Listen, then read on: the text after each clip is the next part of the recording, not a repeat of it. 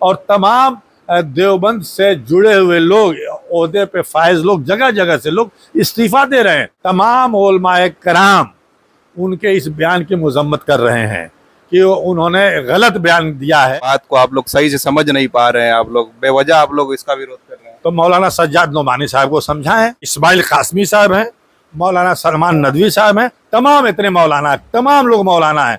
क्या हम तो नासमझ हैं? मान लीजिए हम अनपढ़ गंवार हैं, हम नहीं समझ पाए, तो क्या ये हमारे आलम दीन भी नहीं समझ पाए? मुफ्ती मजीद कासमी साहब हैं, उन्होंने बड़ा एक गंदा बयान दिया है, घटिया बयान दिया है, और ऐसे आदमी की मैं सख्त मजम्मत करता हूँ। वो आदमी कहता है, वो कैसे मुफ्ती हो गया? वो कहता है कि मदनी खानदान अगर इनको ये कर दे तो इनके पैर के जूतियों में ये रहेंगे। इस तरीके का वो बयान देता है हमारे अब्दुल कासिम नोमानी साहब के बारे में। कौन सा मुफ्ती है, कहाँ का है, हमारे तो समझ में नहीं आ रहे। हमारी शान है मौलाना अब्दुल कासिम नोमानी साहब, बनारस में लाखों लोग उनके ऊपर मरले और है गाइस, जैसा कि आपको पता ही है कि मौलाना महमूद मदनी, जिसे आप जानते ही होंगे क्योंकि आजकल ये चर्चित में रहते हैं सर। इन्हें बड़े बड़े मंच दिया जाता है बोलने के लिए, मुसलमानों के सपोर्ट से बोलने के लिए, मगर ये क्या करते हैं, मुसलमानों के सपोर्ट से बोलते ही नहीं है, मुस्कुरा कर रह जाते हैं। कहीं बात कुछ आती है तो मुस्कुरा कर रह जाते हैं, हंस कर रह जाते हैं, मजाक में हल्के में ले रहे हैं।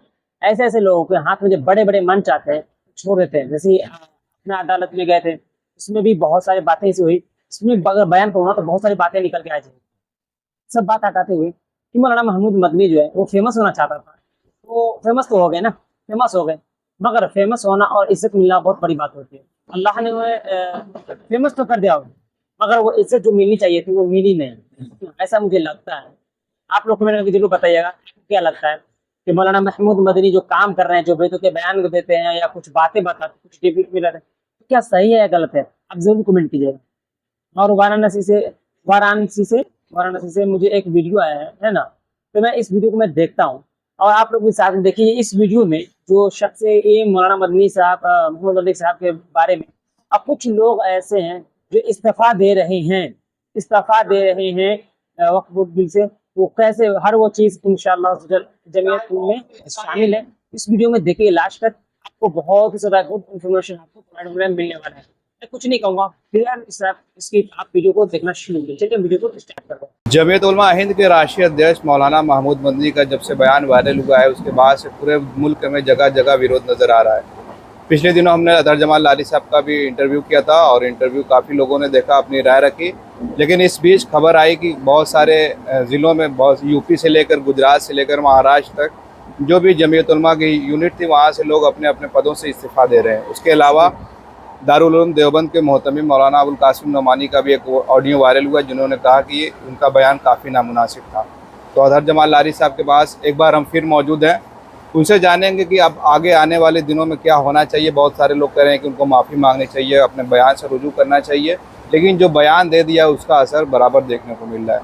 तो लारी जी, आपने देखा जब से आपने बयान दिया है काफ़ी लोगों का रद्द अमल आया। अब भी कुछ लोग सोशल मीडिया पर बराबर लिख रहे हैं। अबुल कासिम नोमानी जो बनारस के रहने वाले दारुल उलूम देवबंद के, उन्होंने भी इसको बड़ा नामुनासिब बयान कर दिया। अब आप मुल्क में क्या हालात है? देखिए, मुसलमानों में इस्तराब है, बेचैनी है इनके बयान से, और जिस तरीके का इन्होंने बयान दिया है यकीनन तमाम मुसलमानों को बहुत ठेस पहुंची है, उनके जज्बात मजरूह हुए हैं। और जिस तरीके से हमारे साथ सरकार का व्यवहार है, सलूक है, और जो भी हो रहा है वो सारी दुनिया देख रही है, सारे लोग देख रहे हैं, और इसके बावजूद और इस तरीके का बयान देना, एनआरसी का समर्थन करना, और कुछ लोग ये करेंगे नहीं उनके बोलने का मकसद कुछ दूसरा था। और असदुद्दीन अवैसी के बारे में वो कह रहे हैं कि उनको सुनने वाले, उनके मीटिंग में जाने वाले पागल हैं, बेवकूफ़ हैं। तो मतलब अगर हम लोग जाएं या कोई भी जाए तो वो पागल और बेवकूफ़ होगा। अरे सभा में तो सब लोग सबकी सभा सुनने जाते हैं, मोदी जी की सभा सुनने जाते हैं, योगी जी की सुनने जाते हैं, मनमोहन सिंह से सोनिया गांधी, राहुल गांधी, अखिलेश यादव जी, मायावती जी, सबकी लोग सभा सुनने जाते हैं कि कौन क्या बोल रहा है। उसको उस पर अमल करना न करना वो तो उसका काम है कि वो क्या करता है। लेकिन जो किसी की सभा में जाए उसको पागल कहा जाए, बेवकूफ़ कहा जाए, ये कहाँ एक हमारे आलिम दीन को कहाँ से शोभा देता है? आप ही बताइए। एक हमारे इतने बड़े आलिम दीन जिनको फॉलोवर इतने लोग हैं, और इनकी इस बात पे कि पागल और बेवकूफ़ कहना कहाँ से शोभा देता है। क्या उनको यह बात अच्छी लगी? खुद अपने ज़मीर से वो पूछें कि हमने जो कहा है वो अच्छी बात है। वो जो कह रहे हैं कि उनको कहीं नहीं जाना चाहिए, भाई लोकतंत्र है, सबको जाना चाहिए। जहाँ तक एनआरसी और इसकी बात है, देखिए तमाम उलमाए कराम उनके इस बयान की मजम्मत कर रहे हैं कि उन्होंने गलत बयान दिया है और गलत बात कही है, हम इससे मुत्तफिक नहीं हैं। और तमाम देवबंद से जुड़े हुए लोग, ओहदे पे फायज लोग, जगह जगह से लोग इस्तीफ़ा दे रहे हैं। बहुत से लोगों से हमारी भी बात हुई है जो खुल के बोलना तो नहीं चाहते, लेकिन अंदर से वो आहत है, उनको तकलीफ़ है कि हमारे मौलाना साहब को ऐसी बात नहीं बोलनी चाहिए। हम लोग उनके पीछे नमाज़ पढ़ते हैं, हम उनकी इमामत में हैं, और मैं भी उनके पीछे नमाज पढ़ता हूँ, पढ़ा हूँ, पढ़ूँगा। लेकिन सियासत और इमामत अलग बात है। दूसरी बात देखिए, मौलाना जो है सज्जाद नोमानी साहब ने उनकी कड़ी मजम्मत की है। मौलाना जो है अब्दुल कासिम नोमानी साहब ने, जो हमारे बनारस के हैं, हमारे बनारस के शान हैं, इस मुल्क के आन व बान हैं, उनके ऊपर हमको नाज है। हम उनके पीछे नमाज पढ़ते हैं, कम से कम साल में 2 बार उनके पीछे हम नमाज अदा करते हैं।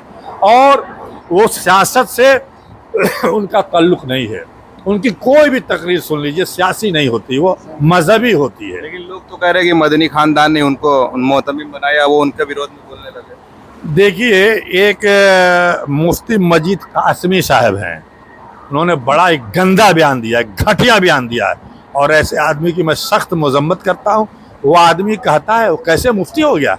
वो कहता है कि मदनी ख़ानदान अगर इनको ये कर दे तो इनके पैर के जूतियों में ये रहेंगे। इस तरीके का वो बयान देता है हमारे अब्दुल कासिम नोमानी साहब के बारे में। जो खानदान चाहेगा तो हटा देगा, और वो उनके पैर की जूती के बराबर नहीं है। इस तरीके का बयान एक मुफ्ती मजीद कासमी दे रहे हैं। ये कौन सा मुफ्ती है, कहाँ का है, हमारे तो समझ में नहीं आ रहे। हमारी शान है मौलाना अब्दुल कासिम नोमानी साहब। बनारस में लाखों लोग उनके ऊपर मरने और मिटने वाले हैं। पूरे हिंदुस्तान में इतने लोग हैं जो उनके एक बात तो अपनी जान निछावर कर देंगे, क्योंकि पॉलिटिकल नहीं है, वो सरकारी बात नहीं करते।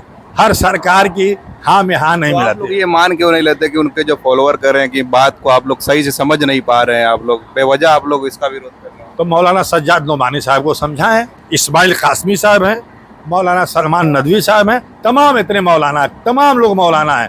क्या हम तो ना समझ हैं? मान लीजिए हम अनपढ़ गंवार हैं, हम नहीं समझ पाए, तो क्या ये हमारे आलम दीन भी नहीं समझ पाए?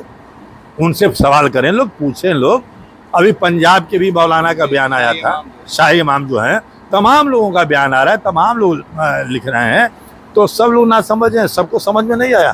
भाई आप कह रहे हैं ना कि हम तो 25 साल पहले से आसाम में एनआरसी की हिमायत कर रहे हैं, मांग कर रहे थे कि एनआरसी लागू होनी चाहिए, एनआरसी लागू होनी चाहिए, और हिंदुस्तान में पूरे देश में एनआरसी लागू हो, वो हम उसकी जो है तायद करते हैं। इन्होंने खुला कहा है, और ऐसे पत्रकार से कहा है जो पत्रकार बदनाम है मुसलमानों के खिलाफ, उनकी किसी बात को लेकर के उल्टी सीधी बात जो है फैलाने में वो माहिर है। और ऐसे पत्रकार को उन्होंने जो है इंटरव्यू दिया है, तो वो हमारे मौलाना मदनी साहब से मेरी गुजारिश है, उनसे मेरी अपील है, हमारे आलम दीन हैं, हम उनकी कदर करते हैं, हम उनकी इज़्ज़त करते हैं। हम एक इमाम की हैसियत से, एक नायब रसूल की हैसियत से मैं उनकी बहुत कद्र और इज़्ज़त करता हूं, और हम उनसे यही कहेंगे कि आपने अगर जो बात कही है, तमाम आलिम लोग कह रहे हैं कि वो बात पे पलट जाते हैं, माफ़ी मांग लेते हैं, लेकिन हम उनसे माफ़ी मांगने के लिए नहीं कहेंगे। हम इतना ही कहना चाहेंगे कि उनको ये बात अब कह देना चाहिए कि हमसे जो है, जो हमने जो कहा, हम उससे अपनी बात से दस्तबरदारी रजू करते हैं, और कुछ जज्बात में आकर के हमने ऐसी बात कह दी है, तो तमाम लोग जो है उस बात को मानने के लिए तैयार हैं। लेकिन बहुत बेचैनी है, और इस तरीके की बात नहीं होनी चाहिए। वो आलम दीन है ना, उनको नायब रसूल कहा जाता है ना, और एक नायब रसूल इस तरीके की बात करे। एक आखिरी सवाल मैं आपसे लूँगा, सोशल मीडिया में बहुत सारे लोग उनके खिलाफ लिख भी रहे हैं, लेकिन गलत अल्फाज का इस्तेमाल कर रहे हैं, तो इस तरह होना चाहिए? नहीं, किसी के खिलाफ देखिए, मैं अभी और उस मौलाना की बात कर रहा हूँ जो मजीद कासमी है मुफ्ती, ये उनको मौलाना अब्दुल कासिम नोमानी साहब को कह रहा है कि उनके जूतियों में रहेंगे। हाँ, ये अल्फाज इस्तेमाल करने की बात है। इनके दोनों तरफ से लोग, इनके ऊपर तो मुकदमा कायम होना चाहिए। जो नहीं, मैं इज्जत करता हूँ मौलाना अरशद मदनी साहब का, मौलाना महमूद मदनी साहब का, उनके वालिद मोहतरम असद मदनी साहब की मैं बहुत इज्जत करता हूँ। मैंने उनसे मुलाकात भी मेरी हुई है। वो ठीक है, वो कांग्रेस में रहे, कांग्रेस की हमेशा हिमायत की है, 3 बार राज्यसभा के मेंबर रहे हैं, और ये तो सब हर सरकार की हिमायत करते हैं। इनके कितने बयानात हैं, तो इनके खिलाफ कोई गलत बात नहीं होनी चाहिए, बदजुबानी नहीं होनी चाहिए, सलीके और कायदे से उसकी मजम्मत होनी चाहिए जो लोग करना चाहते हैं, लेकिन कहीं से किसी के बारे में इस तरीके की बात नहीं होनी चाहिए। एक और सवाल मुझे याद आ रहा है कि जब से ये बयान उन्होंने दिया है तो पूरे मुल्क से जो बड़े उलमा का आपने नाम लिया, उसके अलावा भी जितने आलिम दीन हैं, असदुद्दीन ओवैसी की हिमायत में वो लोग उतर आए। इससे पहले कभी नहीं देखा जाता था, और लोग कह रहे हैं कि जो असदुद्दीन ओवैसी की हिमायत में जब से उतरे हो तो उनकी और मर्तबा बढ़ गया। आप कैसे देखते? नहीं भाई, जब किसी के खिलाफ कोई गलत बात होगी तो उसके हिमायत में तो लोग आएंगे ही। देखिए, मैं असदुद्दीन ओवैसी का समर्थन तो हूँ नहीं, हमने भी उनके खिलाफ कुछ बातें कही हैं इलेक्शन के वक्त, लेकिन जब एक आदमी हमारे मुद्दे को उठाता है, अच्छा ये बताइए पार्लियामेंट में हमारा मुद्दा कौन उठाता है? कोई उठाता है? अगर वो उठाते हैं तो जो अगर सही बात है तो उसकी तो हम तायद करेंगे ना, और जो उनकी गलत बात होती है उसकी हम मुखालफत भी करते हैं। अब एक शोशा है जो छोड़ रहे हैं कि उन्होंने 15 मिनट की बात कही। अब इसको बार बार एक आलिम दीन को दोहराने की ज़रूरत क्या है?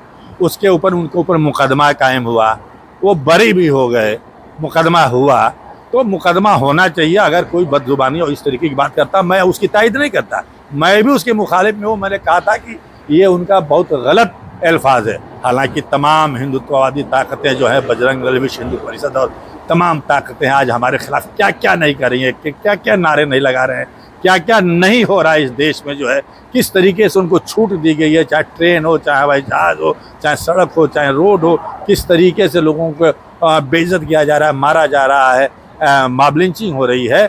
उसके बावजूद भी जो है अगर कोई एक आदमी इस पे मुद्दे को उठाता है तो हम उसकी तायद करेंगे। अगर कहीं कोई गलती करेंगे तो उसकी हम मुखालफत भी करेंगे, ये हमारा हक है, हमको हक मिला हुआ है। तो हम तो अब उनकी मकबूलियत तो बढ़ेगी ही बढ़ेगी भाई, वो बढ़ेगी। तमाम लोग अब सपोर्ट में आएंगे, ठीक है, सपोर्ट में आना चाहिए, आना ना आना हम सबकी मर्जी है, ये हमें संविधान इस बात की इजाज़त देता है। और हम यही आखिर में कहेंगे अपने नायब रसूल मौलाना मदनी महमूद मदनी साहब से कि आपको सियासत से दूर रहना चाहिए। आप या तो इमामत करें या तो सियासत करें। सियासी तौर पर अगर आप हमारे बीच में आएंगे तो हमें आप कतई मंजूर नहीं है। अगर आप इमामत की गरज से आएंगे, मजहबी रहनुमा की गरज से आएंगे तो हमें आप मंजूर हैं। और हम और इस मुद्दे पे जो आपके बयानात हैं हम कतई सहमत नहीं है, उसकी मैं पुरजोर लफ्ज़ों में मुखालफत करता हूँ। ये बहुत गलत उनका बयान है। हाँ, तो सुनिए, जैसा कि आप लोग यहाँ पे कैसे कैसे बयान आ रहे हैं, और मौलाना महमूद मदनी साहब जो है ना, वो काफी ज्यादा मतलब कि बेतुके बयान भी करते हैं। ऐसा नहीं कि वो एनआरसी के बारे में बोले हाँ लागू कर दो, लाइक अभी किसी को गाली दे रहे हैं, किसी को कुछ बोल रहे हैं, किसी को जाहिर, किसी का पागल, ऐसा थोड़ी ना होता है। मगर हमें क्या करने हैं, अगर वो बोल दिए फिर हम भी बोले उनको ऐसे वैसे करके, तो हमें ये गलत है ना। तो गलत के साथ हम गलत तो कर नहीं सकते। तो जो लोग यूट्यूब, इंस्टाग्राम, फेसबुक, ट्विटर पे जो गलत लिख रहे हैं, उनके खिलाफ लिख रहे हैं, उनसे बोल दे भैया वो कर दिए तो उनके खिलाफ मत लिखो, इनके बारे में कुछ अच्छा लिखो, ठीक है, और कुछ अच्छा सा मैसेज दो, है ना, जो वो समझे। या तो उनको फॉलो करना बंद करो, ठीक है, ऐसे लोगों से मुखालफत करो, ऐसे लोगों को। मगर गाली गंदे अल्फाज का यूज मत करो। मुखालफत में लिखो, हर चीज लिखना है लिखो, मगर गाली का अल्फाज यूज नहीं करना है, गंदे अल्फाज यूज नहीं करना है। और आप लोगों को मैंने जो कंफ्यूजन है, आप पूछ सकते हैं, बता सकते हैं कैसा लगा ये वीडियो, आप मौलाना मदनी साहब, महमूद मदनी साहब को क्या किस हैसियत से देखते हैं, कैसा आपकी नजर में हो, हर वो चीज इंशाल्लाह आप कमेंट कर दीजिए, बता दीजिए। कमेंट आपको बताना जरूरी होता है, आप कमेंट में जरूर लिखिएगा उनके बारे में। तो इस वीडियो को हम इख्तिताम कर रहे हैं। आप अपने कमेंट बॉक्स खुला हुआ लिखना मत भूलिएगा। लाइक नहीं किया तो लाइक कीजिएगा और वीडियो को शेयर जरूर कीजिएगा, ताकि लोगों में और भी लोगों को इन्फॉर्मेशन पहुंचता रहे। सब्सक्राइब जरूर कर लीजिएगा।